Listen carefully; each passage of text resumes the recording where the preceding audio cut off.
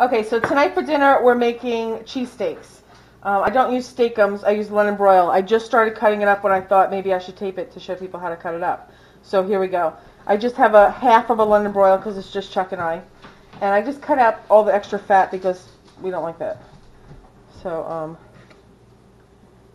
going to take off all of the extra stuff. I mean, you probably could just leave it, but again, I don't like that at all.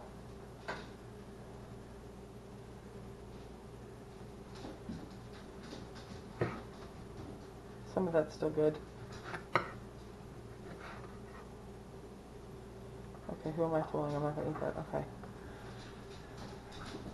Okay.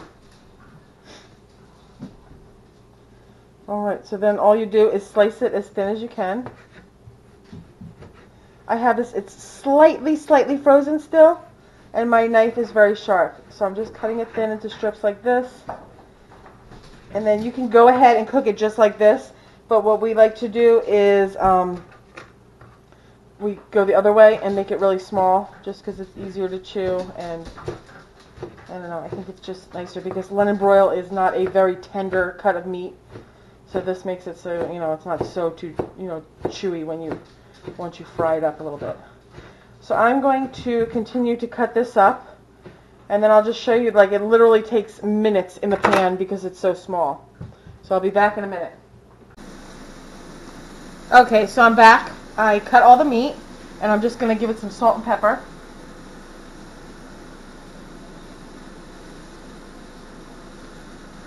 I got this non-stick skillet warming up. I'm going to put it all in there.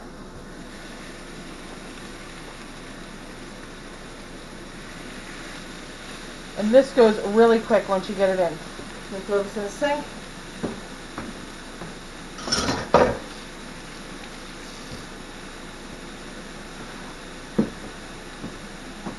In the skillet next to it here, I have the mushrooms and onions going, and in the air fryer, I have some store-bought French fries. Whoopsie. Okay. I wish you could smell how good this smells. Okay. Those are going. We're going to turn that one off. And then this. You just basically want to keep moving it around until it's no longer pink. And then we're going to add some cheese to it. And that's pretty much it. Because it's a London Broil, like I said, it's not the most tender cut of meat. So just do it a little bit. You don't want to really cook it till it's like gray because you don't want to, you know, make it hard to chew. A little more pepper.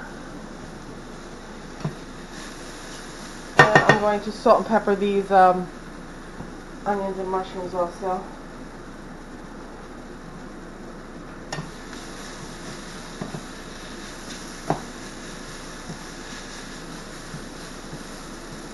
And those French fries are just about done in the air fryer, so everything is pretty much getting done at the same time here.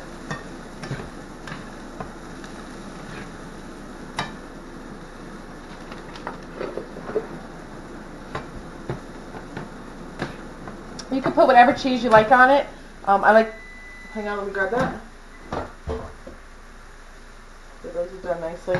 I like provolone, but I don't have any right now. I'm going to just use good old Kraft American singles. And that tastes good too. You can use anything, like I said, Swiss, mozzarella, anything that you like. Cheddar cheese would be good.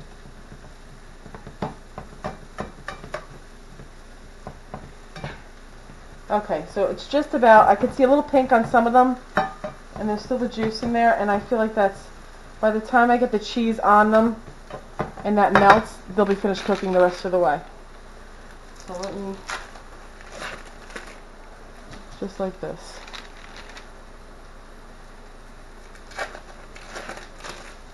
I wanted to make some homemade rolls, but that just wasn't happening today.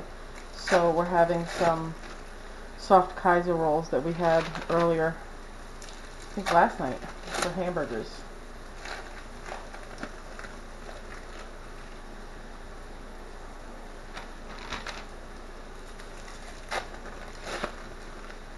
And again, this is just about there, so I'm even going to turn the heat off on my stove because it's electric, and it's going to keep cooking.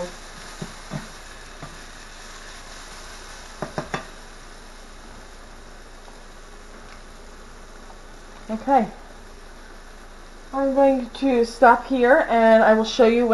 Okay, and here's the finished plates.